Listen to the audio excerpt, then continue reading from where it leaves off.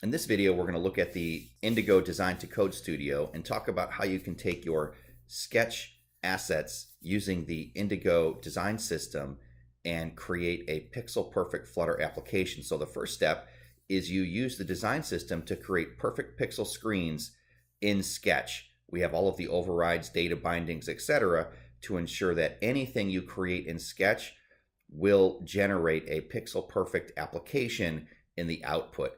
Using Indigo's image-based prototyping, you can import your designs that you created using the Indigo design system from Sketch into the image-based prototyping tool to add navigation, routing, do collaboration with users, share the application on devices, and also perform unlimited usability studies. And then finally, using Visual Studio, we have a plugin that allows you to generate code based off your designs from Indigo's image-based prototyping.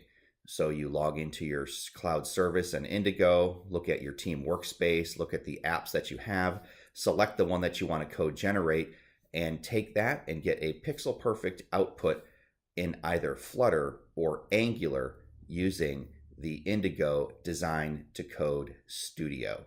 Sign up at infragistics.com/design to learn more and to get updates.